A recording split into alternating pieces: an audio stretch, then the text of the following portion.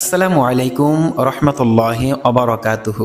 সম্মানিত মা ও বোনেরা, আল্লাহর ঘর, পবিত্র কাবা ঘর, পৃথিবীতে সবচেয়ে দামি ঘর। এই ঘর ঝাড়ু দিলে যেই সওয়াব হয়, যেই নেকি হয়, আপনি যদি আপনার বাড়িতে, আপনার ঘরে থেকে ছোট্ট একটি কাজ করতে পারেন, আপনার আমলনামায় সেই কাবা ঘর ঝাড়ু দেওয়ার নেকি, সওয়াব আপনার আমলনামায় দান করা হবে। সুবহানাল্লাহ।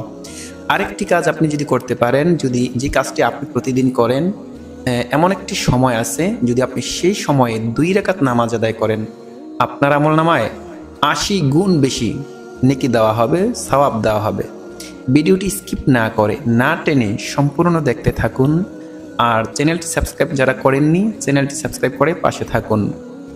আপনি যদি প্রতিদিন যেই কাজটি করলে কাবা ঘর ঝাড়ু দেওয়ার সমান সওয়াব দেওয়া হবে, নেকি দেওয়া হবে, আপনি প্রতিদিনই তো আপনার ঘর ঝাড়ু দেন, আপনার বাড়ি ঝাড়ু দেন, উঠান ঝাড়ু দেন। তো এই যে ঘর বাড়ি আপনি যখন ঝাড়ু দিবেন, একটা কাজ করবেন, সেটা হচ্ছে আপনি আল্লাহর জিকিরের সাথে ঘর ঝাড়ু দিবেন, আল্লাহর জিকিরের সাথে আপনি উঠান ঝাড়ু দিবেন, আল্লাহর জিকিরের সাথে আপনি ঘর পরিষ্কার করবেন।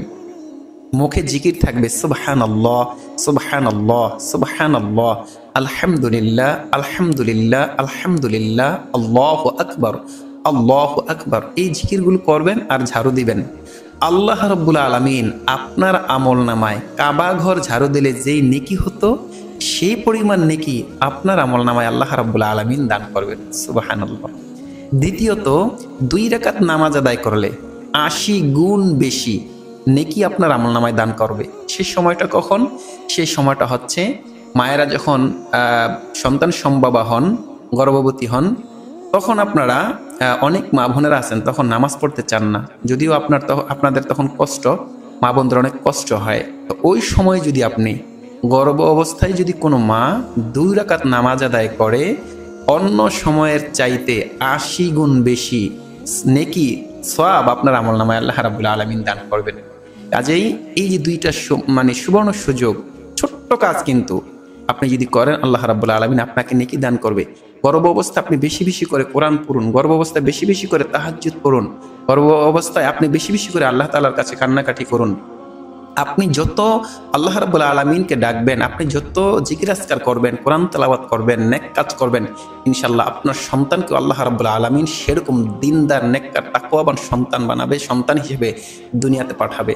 কাজে এই 2টা কাজ আপনারা করবেন। ঘর বাড়ি উঠান যখন আপনারা ঝাড়ু দিবেন, তখন আল্লাহ রাব্বুল আলামিনের জিকিরের সাথে ঝাড়ু দিন।